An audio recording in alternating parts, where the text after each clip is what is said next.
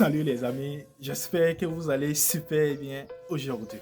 Dans cette vidéo, on va parler des 4 choses pour lesquelles vous devez nécessairement avoir du temps. Sans plus tarder, let's go.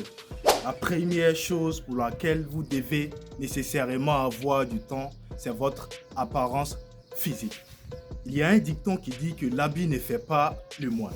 Mais si vous observez bien la réalité, vous vous rendiez compte que ce dicton est plus théorique que pratique. Parce que vous le savez aussi que moi, nous sommes aujourd'hui dans un monde majoritairement matérialiste. Du coup, les gens sont incapables de percevoir ce que vous avez à l'intérieur de vous. Lorsqu'une personne vous voit pour la première fois, la première chose par laquelle cette personne peut vous juger, c'est votre apparence physique. Il y a même un biais cognitif en psychologie qu'on appelle l'effet des halos. En fait, l'effet des halos, c'est tout simplement le fait d'attribuer des qualités à une personne ou de la juger en se basant uniquement sur son apparence physique.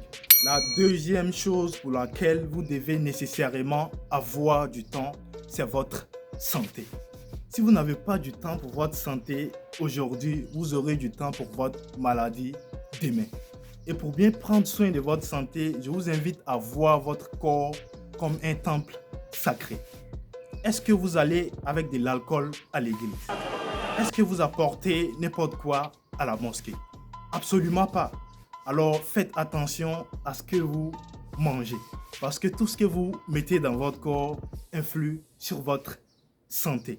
La troisième chose pour laquelle vous devez nécessairement avoir du temps, c'est l'art oratoire. En fait, l'art oratoire, c'est le canal qui te permet de mieux exprimer tes idées, de mieux exprimer ton opinion ou encore de mieux transmettre ton expertise.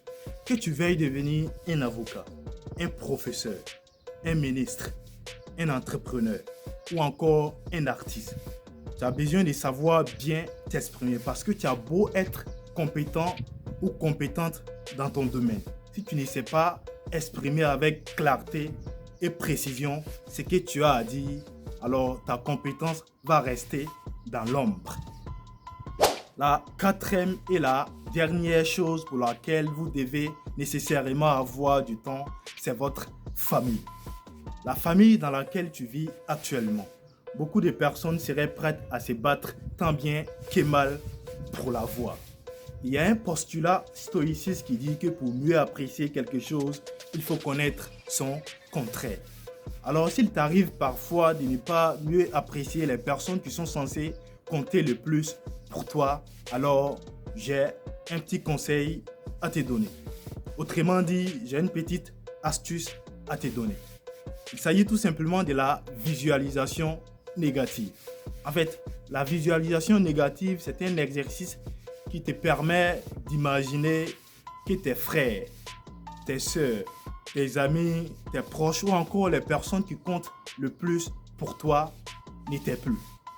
Et demande-toi maintenant, qu'est-ce qui se passerait si ces personnes n'étaient plus là? Comment serait ma vie sans ces personnes? En fait, cet exercice te permettra de mieux apprécier les personnes qui comptent le plus pour toi et ensuite de prendre conscience de la chance que tu as d'avoir une famille aussi magnifique que celle que tu as aujourd'hui. Les amis, nous sommes à la fin de cette vidéo. Franchement, j'ai envie de connaître votre avis sur cette vidéo. Du coup, n'hésitez pas à me le dire en commentaire ce que vous en pensez. Et si vous n'êtes pas encore abonné, n'hésitez pas aussi à vous abonner à la chaîne si vous estimez avoir réellement appris quelque chose de très important. Sur ce, prenez soin de vous et ciao. C'était le boxeur du statu quo.